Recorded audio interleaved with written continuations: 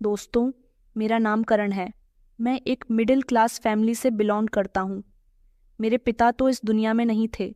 मैं अपनी माँ और बहनों का खुद ही ख्याल रखता था।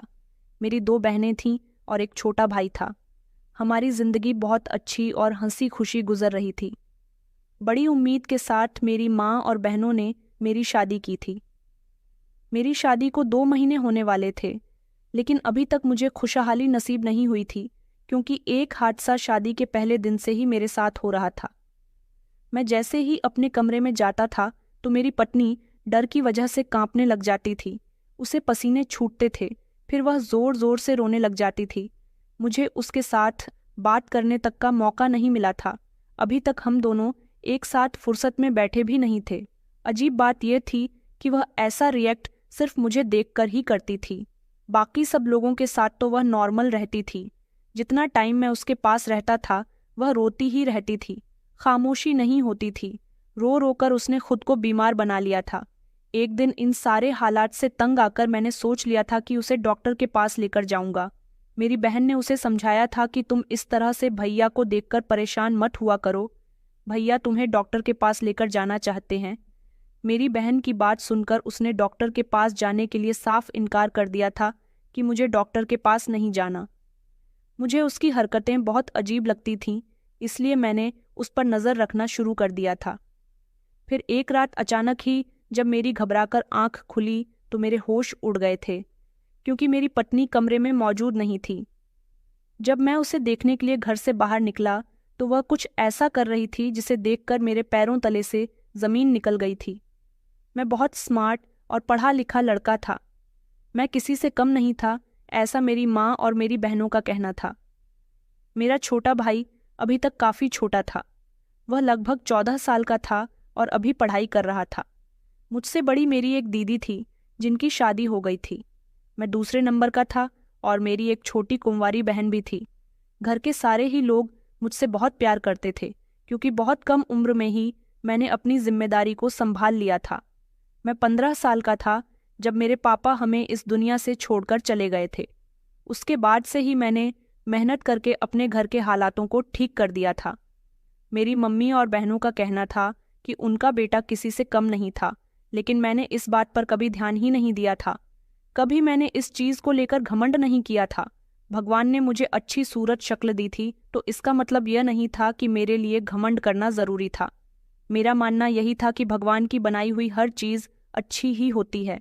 भगवान ने हर इंसान को कोई ना कोई एक ऐसी क्वालिटी ज़रूर दी होती है जो उसको स्पेशल बना देती है, लेकिन ज़रूरत सिर्फ और सिर्फ उसको पहचानने की होती है। मैं अपनी पढ़ाई पूरी कर चुका था, जिसकी वजह से मुझे एक अच्छी नौकरी मिल गई थी, और अब मेरी बारी आई थी शादी की, क्योंकि अब शादी का नंबर मेरा ही था और मैं अच्छा खासा कमाने भी लगा था। घर के हालात भी मेरी वजह से काफ़ी बेहतर हो गए थे, क्योंकि जब से पापा इस दुनिया से गए थे हम लोग परेशानी में घिरे हुए थे। मेरी बड़ी दीदी की शादी दूसरे शहर में हुई थी, लेकिन वह हर महीने अपने बच्चों की छुट्टियों पर हमारे घर एक हफ्ते के लिए रहने ज़रूर आती थी। मेरी शादी के लिए मेरी मम्मी ने बहुत सारे सपने देखे हुए थे। उनको मेरी शादी का सबसे ज़्यादा अरमान था, और इसकी 2 वजह थी। एक तो यह थी कि मेरे ऊपर घर की सारी जिम्मेदारी थी। दूसरी यह कि मैं बचपन में बहुत ज़्यादा बीमार हो गया था और मरने से भी बचा था। इसी वजह से मुझसे मेरी पूरी फैमिली बहुत प्यार करती है। मेरी बहनों को भी मेरी शादी के बहुत अरमान थे, क्योंकि मेरा छोटा भाई अभी काफ़ी छोटा था। उसकी शादी नहीं हो सकती थी और मेरी छोटी बहन अभी पढ़ाई कर रही थी, इसलिए शादी करने के लिए नंबर मेरा ही था। ऐसे में मैंने कभी कुछ नहीं कहा था और सब कुछ अपनी माँ और बहनों पर छोड़ दिया था। मैंने बचपन से लेकर अब तक किसी भी चीज़ की डिमांड नहीं की थी, बल्कि मैंने ही अपनी माँ और बहन भाई की हर ख्वाहिश को पूरा किया था। मैंने खुद से कहीं ना कहीं यह वादा कर लिया था कि मैं कभी जिंदगी में अपनी मम्मी के फैसलों के खिलाफ नहीं जाऊंगा। हमेशा उनके फैसलों का मान सम्मान करूंगा और उनकी हमेशा इज्जत करूंगा। जैसा वह मुझे करने के लिए कहेंगी, मैं हमेशा वैसा ही करूंगा। जैसे कि मेरी शादी करवाना मेरी बहनों और मेरी मम्मी का सबसे बड़ा अरमान था। ऐसे में वह यह चाहती थी कि लड़की भी उनकी पसंद की ही हो। इस मामले में मैंने सब कुछ अपनी माँ बहनों को ही सौंप दिया था। मैं किसी लड़की को पसंद नहीं करता था, हालांकि वह मुझसे पूछती भी थी कि अगर तुम्हें कोई लड़की पसंद हो तो हम तुम्हारी शादी तुम्हारी पसंद के मुताबिक ही करवा देते हैं। मैं इस टाइप का लड़का नहीं था। हालांकि मेरी फ्रेंडशिप काफ़ी सारी लड़कियों से भी थी, क्योंकि मेरे ऑफिस में लड़कियां भी मौजूद थीं। मैंने आज तक किसी को गलत नज़र से नहीं देखा था। मुझे आज तक कोई लड़की पसंद ही नहीं आई थी, क्योंकि मैं चाहता था कि मेरी मम्मी और मेरी बहनें ही अपनी पसंद से, जिसके साथ वह मेरी शादी करवाना चाहती हैं, मैं खुशी खुशी उसके साथ शादी कर लूँगा। मेरे लिए लड़की वहीं ढूंढे जिसका मेरी ज़िंदगी पर सबसे ज़्यादा हक था। मैंने उन्हीं को यह काम सौंप दिया था। मैं अपने काम से काम रखने वाला इंसान था। लड़कियों में मेरी कभी भी ज़्यादा दिलचस्पी नहीं रही थी, पर शायद इसकी वजह यह थी कि मैंने अपने दिमाग में कहीं न कहीं यह बात पहले से ही डाल रखी थी कि मुझे शादी अपनी माँ और बहनों की पसंद से ही करनी है। तो फिर ऐसे में किसी से मोहब्बत का नाटक करके उसको झूठी उम्मीद दिलाकर उसका दिल तोड़ देना अच्छी बात नहीं थी। जब मैंने पहले से ही इरादा कर लिया था कि मुझे अपनी माँ और बहन की पसंद से ही शादी करनी है, तो इसीलिए मैं किसी की फीलिंग्स के साथ नहीं खेल सकता था। मैं शुरू से ही बहुत सीरियस और नरम दिल इंसान रहा था। मुझे दूसरों की फीलिंग्स और एहसास की अच्छी तरह से कद्र होती थी। मैंने कभी किसी के साथ ऊंची आवाज़ में बात तक नहीं की थी और ना ही कभी किसी का दिल दुखाया था। कभी जिंदगी में किसी को ऐसा दुख नहीं दिया था जिसकी वजह से उसका दिल दुखे। मैंने कभी भी जानबूझकर किसी को तकलीफ नहीं दी थी, फिर चाहे वो मेरे घर वाले हों या फिर और बाकी के लोग। सबके साथ मेरा एक जैसा ही बिहेवियर रहता था। हमेशा सबसे खुशी खुशी बात करता था। मैं खुश रहने और खुश रखने वाले लोगों में से था और मेरी यही आदत मेरी फैमिली और मेरे सारे दोस्तों और रिश्तेदारों को बहुत ज़्यादा पसंद आती थी। मेरी बड़ी बहन सुहानी दीदी ने मेरे लिए अपनी पसंद की लड़की तलाश करना शुरू कर दी थी। वो हर दिन बहुत सारी फ़ोटोज़ उठाकर घर ले आती थी और मुझे दिखाना शुरू कर देती थी, जबकि मैं उनसे हर बार यही कहा करता था कि जो लड़की आपको पसंद आ जाए वहीं पर ही मेरी शादी करवा दो। मुझे कोई ऐतराज़ नहीं है। मेरी इस बात से मेरी मम्मी और बहनें बहुत ज़्यादा खुश होती थीं। फिर मेरी बात सुनकर मेरी बड़ी दीदी ने अपनी और बाकी सबकी पसंद से मेरे लिए एक लड़की पसंद कर ली थी और फिर उसके घर रिश्ता लेकर पहुंच गई थी। कुछ दिन इसी तरह से गुजर गए थे और फिर मेरा रिश्ता फिक्स हो गया था। मैंने लड़की की फ़ोटो देखी थी। वो सच में बहुत खूबसूरत थी। मुझे अपनी फैमिली की पसंद पर गर्व महसूस हुआ था कि उन्होंने मेरे लिए अच्छी ही लड़की तलाश की थी। इस बात का मुझे पहले से ही यकीन था। लड़कियां तो सभी अच्छी होती हैं, मासूम होती हैं, क्योंकि घर में मेरी बहनें भी तो थीं। इसलिए मुझे अच्छी तरह से पता था कि लड़कियों की सोच और उनके ख्याल किस तरह के होते हैं। वो ऊपर से जितनी समझदार बनने की कोशिश करती हैं, लेकिन अंदर से वो बिल्कुल बच्चों वाले दिमाग की ही मासूम सी होती है। जैसे कि मेरी बहन थी। मेरी छोटी बहन और बड़ी बहन दोनों ही बहुत ज़्यादा समझदार और मासूम थी, और वैसे भी मेरी मम्मी ने हमेशा से मुझे लड़कियों की इज्जत करना ही सिखाया था।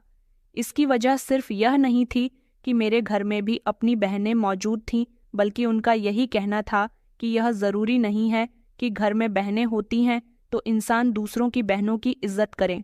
दूसरों की बहनों की भी इज्जत करना और उनका मान सम्मान करना यह हमारा कर्तव्य है, और हमें हमेशा अपने कर्तव्य का पालन करना चाहिए और औरत की इज्जत करनी चाहिए।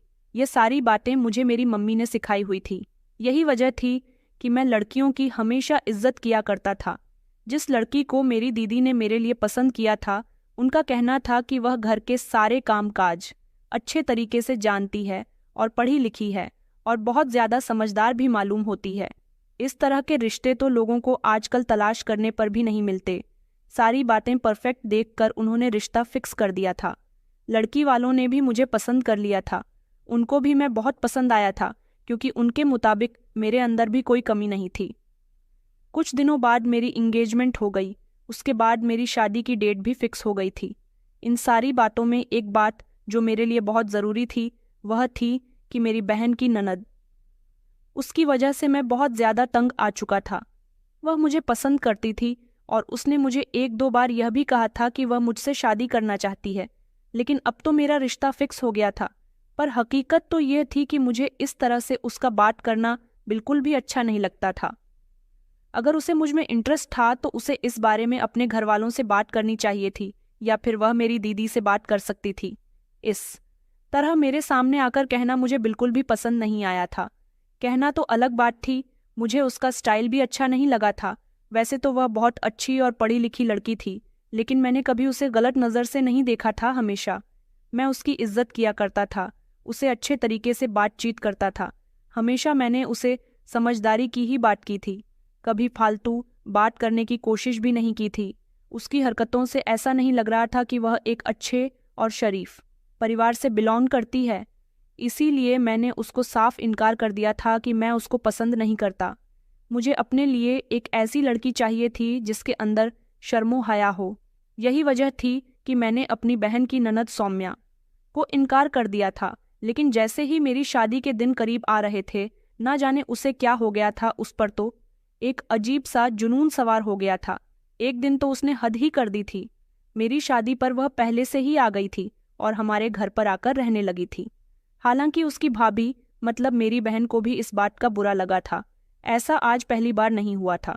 वो कई बार मेरे करीब रहने की वजह से हर बार मेरी दीदी के साथ हमारे घर पर रहने के लिए आ जाती थी। उसने कहा था कि वह मेरी मम्मी और मेरी बहनों के साथ शादी में मदद करने के लिए आई है, लेकिन हकीकत तो सिर्फ मैं जानता था कि वह कहाँ पर किसके लिए आई थी। मैंने घर में किसी को भी ये बात नहीं बताई थी, क्योंकि मैं नहीं चाहता था कि उसकी ऐसी हरकतों के बारे में किसी को पता चले और आगे जाकर उसकी ज़िंदगी पर कोई बुरा असर पड़े। इसलिए मैं उसकी बातों और हरकतों को इग्नोर कर दिया करता था।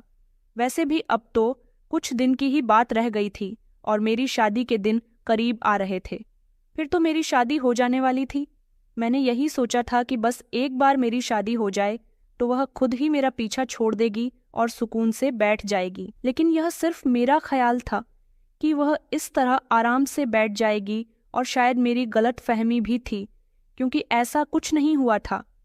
जब वह मेरी शादी पर आई थी, उसने मुझे दोबारा से तंग करना शुरू कर दिया था और मेरा जीना दुश्वार करके रख दिया था। वह मुझसे बात करने का कोई मौका नहीं छोड़ती थी। मौका देखकर कभी मेरे कमरे में आ जाती थी तो कभी मुझे धमकियां देना शुरू कर देती थी।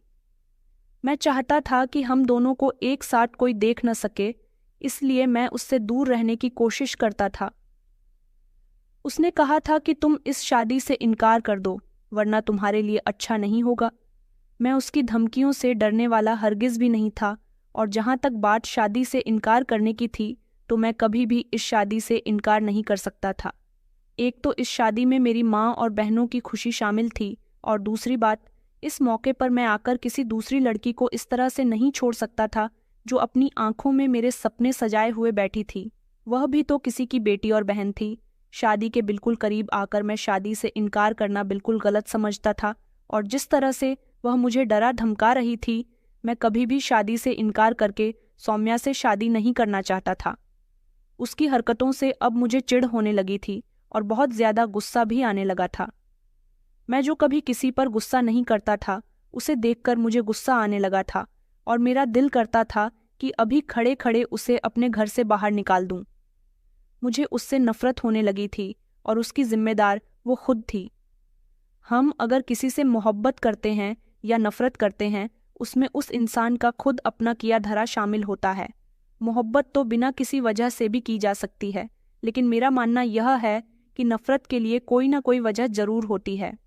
कुछ लोग अपनी हरकतों से दूसरों को इतनी ज्यादा परेशानी में डालकर तंग कर देते हैं कि इंसान को खुद ना चाहते हुए भी उससे नफरत होने लग जाती है, और ऐसा ही कुछ मेरे साथ भी हो रहा था। सौम्या से शादी करना तो बहुत दूर की बात थी, मेरे लिए तो उसे इस घर में भी बर्दाश्त करना मुश्किल हो रहा था। मैंने जिंदगी में कभी किसी से बुरे शब्दों में बात नहीं की थी, लेकिन मुझे ना चाहते हुए भी सौम्या के साथ ऐसा बिहेवियर रखना पड़ रहा था, और इसकी वजह सिर्फ यह थी कि वह मेरी बात को समझ जाए।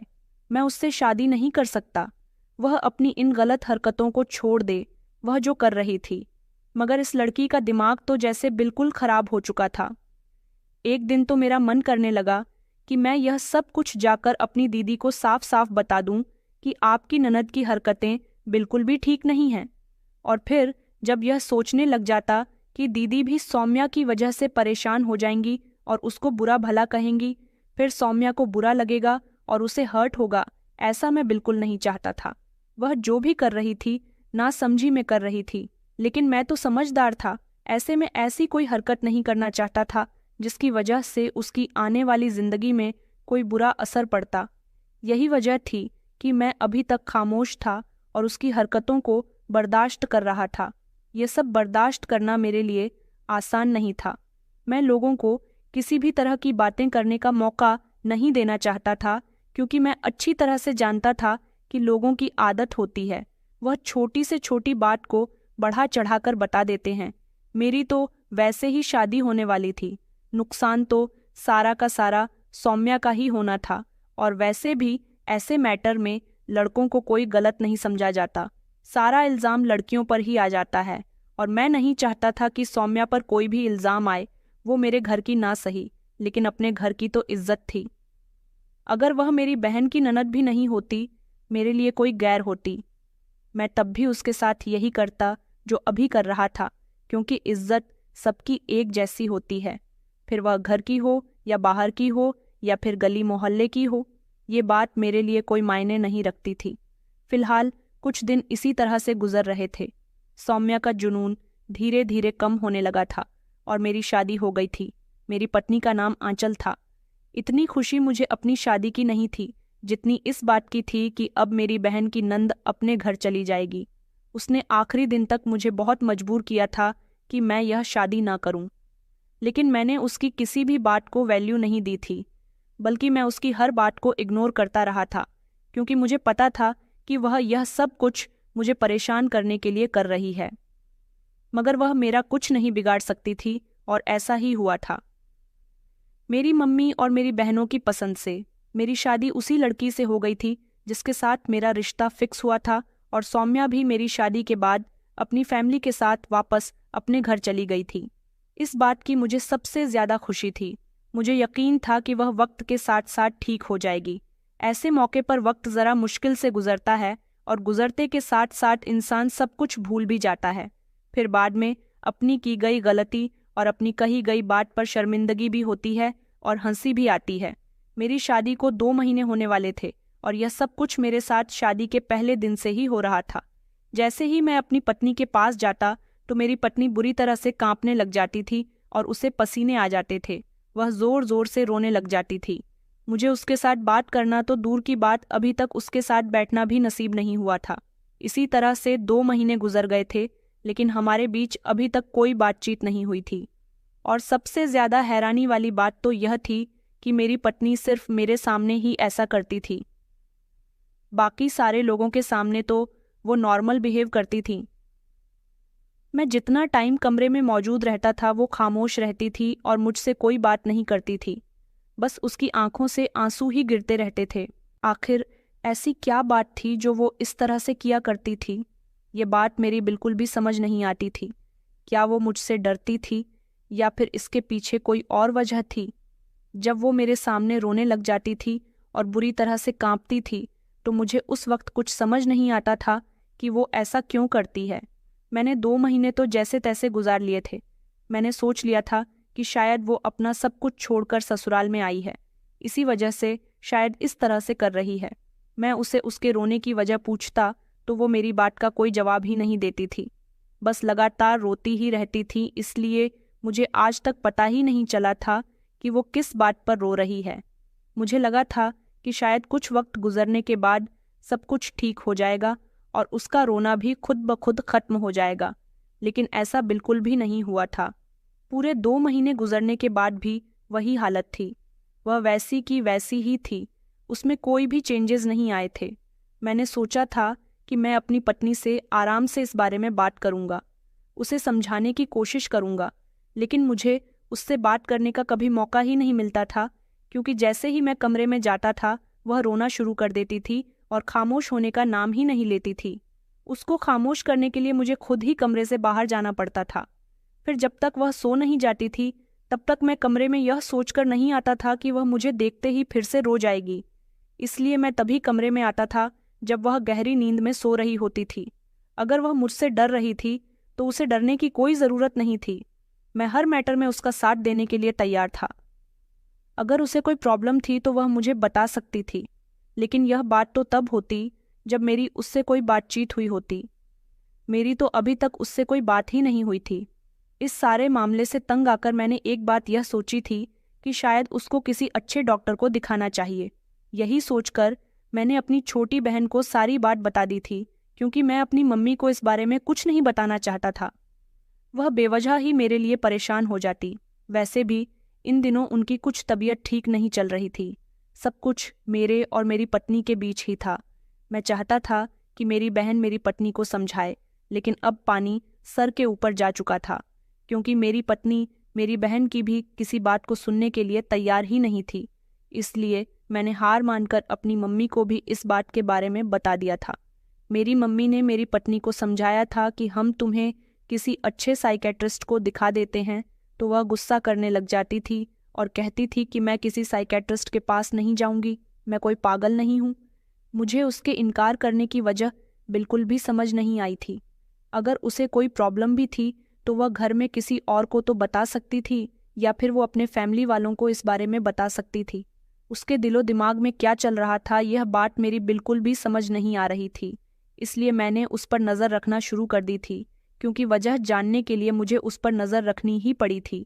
इस तरह तो मैं भी किसी वजह तक नहीं पहुंच सकता था, जबकि मैं इस वजह को हर हाल में जानना चाहता था कि वह मेरे साथ आखिर ऐसा क्यों कर रही है। इसी तरह एक दिन अचानक आधी रात के टाइम पर मेरी आंख खुल गई, तो यह देखकर मेरे होश उड़ गए थे कि मेरी पत्नी कमरे में मौजूद नहीं है। मैंने पूरे कमरे में उसे तलाश कर लिया था, मगर वह कहीं भी नजर नहीं आ रही थी। ऐसे में मुझे हैरानी हुई थी कि वह कहाँ जा सकती थी, और वह भी इतनी रात को। मैं उसे घर में सब जगह ढूंढने के लिए अपनी जगह पर आकर सो गया था। उसके बाद जैसे ही मेरी सुबह आंख खुली तो मेरी पत्नी बिस्तर पर ही मौजूद थी। वह किस वक्त कमरे में आई थी मुझे कुछ पता ही नहीं था।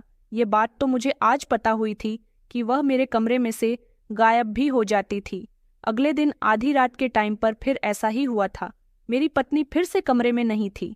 मैंने इधर उधर नज़र दौड़ाई थी, लेकिन वह मुझे कहीं भी नज़र नहीं आ रही थी। फिर से मैं उसे तलाश करने के लिए कमरे से बाहर निकला था। मुझे पता चल गया था कि वह कमरे में मौजूद नहीं थी। ऐसे में पता लगाना तो बहुत ज़रूरी था, क्योंकि वह कल भी कहीं पर जा चुकी थी। वह कहाँ जाती थी, यही सोचकर मैं कमरे से बाहर निकलकर उसको देखने लगा था। तभी अचानक मेरी नज़र गार्डन की तरफ गई, जहाँ पर मेरी पत्नी बैठी हुई थी। मैंने देखा कि इतनी रात को मेरी पत्नी गार्डन में रखी हुई चेयर पर बैठी हुई थी। मैंने नोटिस किया था कि उसके हाथ में कुछ था। क्या था, इस बात का आइडिया लगाना मेरे लिए मुश्किल हो रहा था। अब मैं सोच रहा था कि मैं इस तक जाऊं या नहीं जाऊं। ऐसा ना हो कि वह मुझे देखकर फिर से रोना शुरू कर दे और अपनी तबीयत को बिगाड़ ले। मगर जो भी था, मुझे अपनी पत्नी से बात तो करनी चाहिए थी।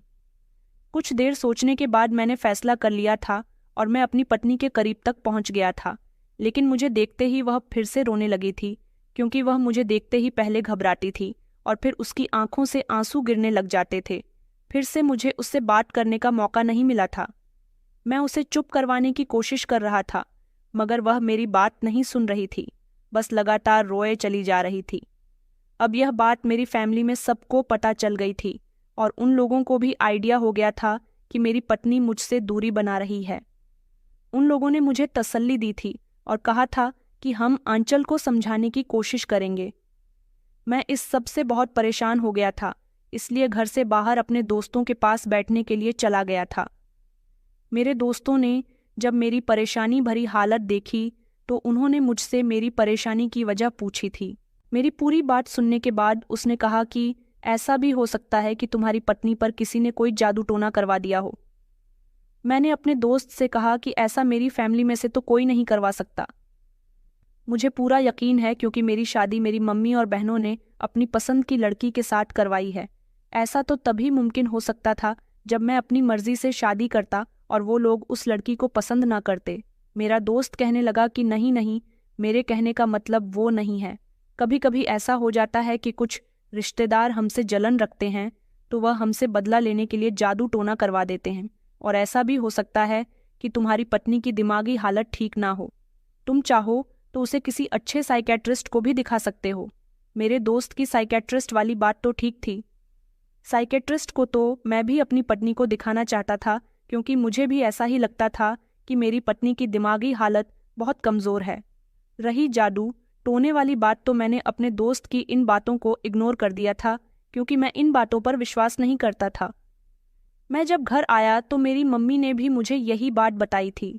उन्होंने कहा था कि मुझे ऐसा लगता है कि तुम्हारी पत्नी पर किसी ने जादू टोना करवा दिया है, तभी तो वह ऐसी हरकतें कर रही है। मेरी मम्मी ने कहा था कि मैं तुम्हारी पत्नी को तांत्रिक बाबा के पास लेकर जाना चाहती हूँ। मैंने अपनी मम्मी से इस बारे में कोई बात नहीं की थी और उनसे कह दिया था कि आप जैसा करना चाहती हो कर सकती हो। मेरी मम्मी तो वैसे भी ऐसी बातों पर बहुत विश्वास रखती थी, इसलिए इस काम को उन्होंने जल्दी ही कर दिया था। लेकिन कहीं ना कहीं मेरा दिल इस काम के लिए राजी नहीं हो रहा था। मम्मी की मर्जी समझकर मैं खामोश हो गया था। मम्मी ने कहा था कि मैं इस मैटर को खुद अपने हिसाब से हैंडल कर लूंगी। तुम फिक्र मत करो। मम्मी को ज्यादा पता था कि उन्हें क्या करना था और क्या नहीं, क्योंकि वह अच्छी तरह से जानती थी। उन्होंने मेरी पत्नी से पूछा था कि तुम यह सब कुछ मेरे बेटे के साथ क्यों कर रही हो। तो मेरी पत्नी ने कहा था कि मुझे इस बारे में कुछ भी नहीं पता।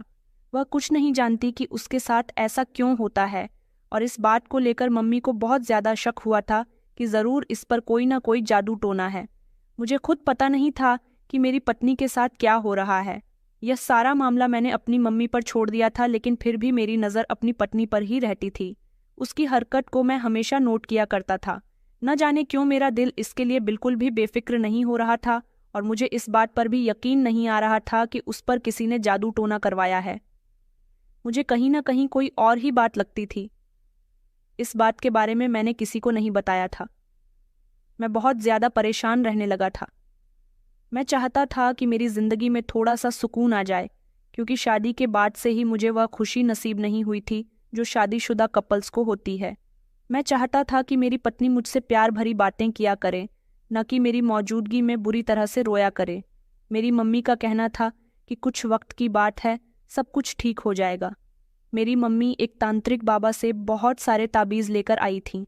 कुछ तो वह मेरे कमरे में भी रख दिया करती थी और कुछ पहनने के लिए मेरी पत्नी को दिया करती थी। मुझे ये बातें बहुत अजीब लगती थी, लेकिन मम्मी के कहने पर मैं उनके काम को कर लिया करता था। तांत्रिक बाबा ने मेरी मम्मी को बताया था कि मेरी पत्नी पर सच में किसी ने जादू टोना किया हुआ है और वह उसके वश में है। तभी तो वह अपने पति के करीब जाने से बहुत डरती है और उसके सामने रोना धोना शुरू कर देती है। लेकिन पता नहीं क्यों मुझे इस बात पर बिल्कुल यकीन नहीं आ रहा था कि यह तांत्रिक बाबा सिर्फ अपने पैसे बनाने के लिए ही यह सारी कहानी बना रहा है। लेकिन हकीकत भी यही थी। मैं इस वक्त इस बात को समझने की कोशिश नहीं कर पा रहा था, लेकिन मैं अपने तरीके से भी यह जानने की कोशिश में था कि आखिर ऐसी क्या वजह थी जो मेरी पत्नी ऐसी थी और मेरे साथ ऐसा किया करती थी। मैं बड़ा परेशान था कि करूं तो आखिर क्या करूं, क्योंकि मेरी सारी जिंदगी का सवाल था। मैं अपनी सारी जिंदगी अपनी पत्नी की बेरुखी देखकर तो नहीं गुजार सकता था। इसलिए मैंने फैसला किया कि मैं सच जानकर ही रहूंगा कि आखिर मेरी पत्नी क्या करना चाहती है। अगली रात में रात के टाइम पर सोया नहीं था, बल्कि सोने की एक्टिंग कर रहा था ताकि मेरी पत्नी को लगे कि मैं गहरी नींद में सो चुका हूँ। मैंने नोटिस किया कि कमरे में अंधेरा था और मेरी पत्नी धीरे धीरे बेड से नीचे उतर रही थी। फिर 5 मिनट होते ही मेरी पत्नी कमरे से बाहर निकल गई थी। मैं भी अपनी पत्नी का पीछा करते हुए उसके पीछे जाने लगा था। वह आज गार्डन में नहीं जा रही थी, बल्कि छत की सीढ़ियों से छत पर जा रही थी। मैं हैरानी से उसका पीछा कर रहा था कि आखिर आधी रात को उसे छत पर क्या काम पड़ गया। फिर मेरी छत पर जाने के बाद वह एक कोने की तरफ को खड़ी हो गई थी। छत पर वैसे तो चारों तरफ अंधेरा था, लेकिन चांद की चांदनी चारों तरफ फैली हुई थी, जिसकी वजह से मैं अपनी पत्नी को देख सकता था। छत पर ही दीवार के पीछे खड़े होकर मैं अपनी पत्नी को देख रहा था।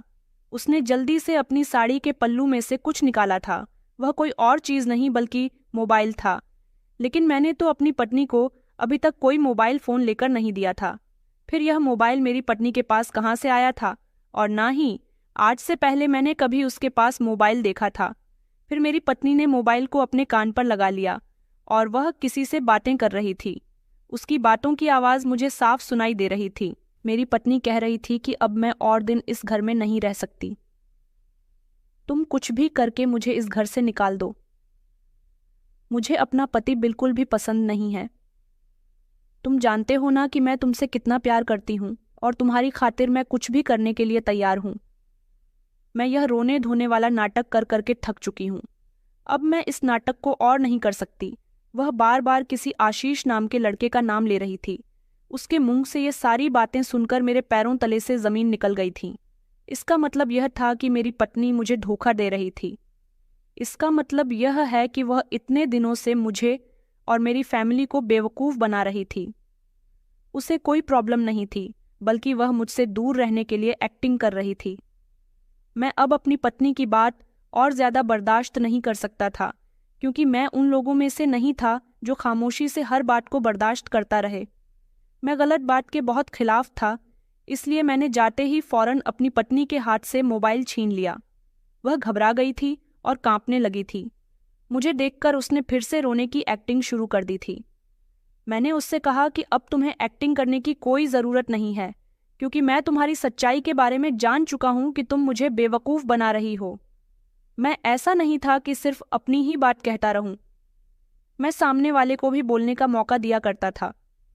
मैंने अपनी पत्नी से कहा कि तुम्हें मुझसे अगर कोई भी परेशानी थी तो मुझसे कह सकती थी। तुम्हें इस तरह से झूठ बोलने की क्या ज़रूरत थी? मैं उन लोगों में से नहीं हूं जो सामने वाले की बात को ना समझ सकूं। बताओ तुम्हें क्या परेशानी है और तुमने मेरे साथ यह सब कुछ क्यों किया? मेरा नर्म लहजा देखकर उसका दिल पिघल गया था और उसने ऐसा करने की वजह मुझे बता दी थी। उसने कहा कि दरअसल मैं आशीष नाम के लड़के से प्यार करती हूँ। वह मेरा क्लास फेलो था, लेकिन वह बेचारा गरीब है। मेरे पेरेंट्स मेरी उससे शादी नहीं करवाना चाहते थे। मैंने बहुत ज़्यादा जिद की थी, पर वो लोग नहीं मान रहे थे। जब तुम्हारे घर से मेरा रिश्ता गया तो मेरे घर वालों ने फ़ौरन ही रिश्ता पक्का कर दिया था, क्योंकि मेरे अफेयर की बात सुनने के बाद उन लोगों को मेरी शादी करने की बहुत जल्दी हो गई थी। मैं आशीष से बहुत प्यार करती थी। वह मुझसे शादी करना चाहता था। उसने मेरे घर रिश्ता भी भेज दिया था, पर मेरे पेरेंट्स ने सिर्फ मेरी शादी इसी वजह से नहीं की कि वह गरीब फैमिली से बिलोंग करता है। मेरी शादी फिर आपके साथ हो गई। मैंने सोचा था कि अगर मैं आपके साथ ये रोने धोने का और डरने का नाटक करूंगी तो आप कभी मेरे करीब ही नहीं आओगे और एक दिन मुझसे तंग आकर मुझे डिवोर्स दे दोगे। फिर मैं अपनी मर्जी के मुताबिक आशीष के साथ शादी कर सकूंगी। मैंने अपनी पत्नी से कहा, क्या तुम मेरे साथ नहीं रहना चाहती? वह मेरी बात सुनकर घबरा गई थी। मैंने कहा, तुम्हारे ऊपर कोई जोर ज़बरदस्ती नहीं है। मैं तुम्हें ज़बरदस्ती के बंधन में नहीं बांधना चाहता। हालांकि तुम्हारे माता पिता मेरे साथ तुम्हें ज़बरदस्ती के बंधन में बांध चुके हैं। माता पिता को चाहिए कि औलाद की मर्जी के बिना उन्हें उसकी शादी नहीं करनी चाहिए, क्योंकि फिर औलाद गलत कदम उठाने पर मजबूर हो जाती है। तुम मुझे बताओ, क्या तुम मेरे साथ रहना चाहती हो या नहीं? मेरी पत्नी ने साफ इनकार कर दिया था कि मैं तुम्हारे साथ नहीं रहना चाहती, क्योंकि जिससे वह प्यार करती है वह उसी के साथ जिंदगी गुजारने के सपने देखती आई है और उसी के साथ जिंदगी गुजारना चाहती है। लेकिन उसके माता पिता ने तो मेरी शादी उसके साथ करवाकर उसके सपनों को चूर चूर कर दिया था। तभी तो वह मेरे साथ ऐसा कर रही थी। मैंने फैसला किया था कि मैं अपनी पत्नी को डिवोर्स दे दूंगा, क्योंकि मैं उसके साथ ज़बरदस्ती का रिश्ता नहीं रखना चाहता, जिसकी वजह से हम दोनों ही कंफर्टेबल ना हो। ऐसे रिश्ते का क्या फ़ायदा? यह बात मैंने अपनी फैमिली को बता दी थी। हालांकि मेरी माँ और बहनों को इस बात का बहुत अफसोस हुआ था, लेकिन मैंने कोर्ट जाकर पेपर्स तैयार करवा लिए और अपनी पत्नी को डिवोर्स दे दी थी। मेरी पत्नी ने झूठी एक्टिंग करने और मुझे और मेरी फैमिली को बेवकूफ़ बनाने के लिए माफ़ी मांगी थी। हम लोगों ने उसे माफ़ कर दिया था। उसने अपनी मर्जी के मुताबिक आशीष से शादी कर ली थी। वह मेरे घर से जा चुकी थी। उसके और मेरे सारे संबंध खत्म हो चुके थे। लोगों को पता चल गया था कि मेरी डाइवोर्स हो गई है। जाहिर सी बात है, सौम्या मेरी बहन की ना थी। उसे तो यह बात सबसे पहले पता चल गई थी। उसने अभी भी मुझे ट्राई करने की कोशिश की थी और अब की बार उसने मेरी मर्जी के मुताबिक और अच्छे परिवार वाली लड़कियों की तरह अपनी मर्जी को जाहिर किया था। उसने मेरी दीदी से बात की थी और कहा था कि वह मुझे पसंद करती है। मेरी पहली शादी खत्म होने के बाद भी वह मुझसे दूसरी शादी करने पर भी तैयार थी। मैं इस बात से हैरान था कि वह मुझसे किस कदर प्यार करती थी कि वह मेरी दूसरी पत्नी बनने के लिए भी खुशी खुशी तैयार थी। मुझे लगा कि शायद मैंने पहले सौम्या के प्यार को नहीं समझा, तभी मेरी पत्नी ने मुझे धोखा दिया था।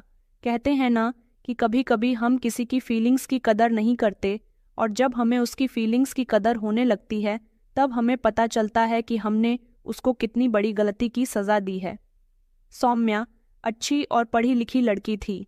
मेरी दीदी को इस बात से कोई ऐतराज़ नहीं था और ना ही सौम्या के फैमिली वालों को इस बात से कोई ऐतराज़ था।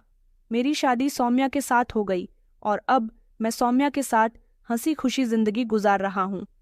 वह सच में बहुत अच्छी लड़की है और वह मुझसे इतनी मोहब्बत करती है कि उसने साबित कर दिया कि जब मैंने उसको रिजेक्ट किया था तो वह मेरी सबसे बड़ी गलती थी।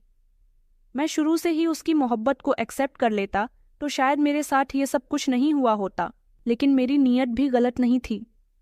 मेरा भगवान जानता है कि मैंने अपनी माँ और बहनों की खातिर ही उनकी पसंद की लड़की से शादी की थी और कभी अपनी पसंद के बारे में नहीं बताया था, क्योंकि मुझे कोई लड़की पसंद ही नहीं थी और ना ही मैं किसी लड़की को पसंद करना चाहता था। किस्मत हमेशा उन्हीं लोगों से मिला देती है जिनका साथ हमारे लिए भाग्य में लिखा हुआ होता है, चाहे वह देर से मिले या जल्दी, पर हमेशा किस्मत का लिखा ही हमारे साथ चलता है। तो दोस्तों, कहानी पसंद आई है तो वीडियो को लाइक करें, चैनल पर नए हैं तो चैनल को सब्सक्राइब करें और नोटिफिकेशन को ज़रूर दबाएं ताकि अगली अपडेट सबसे पहले आपको मिले। धन्यवाद।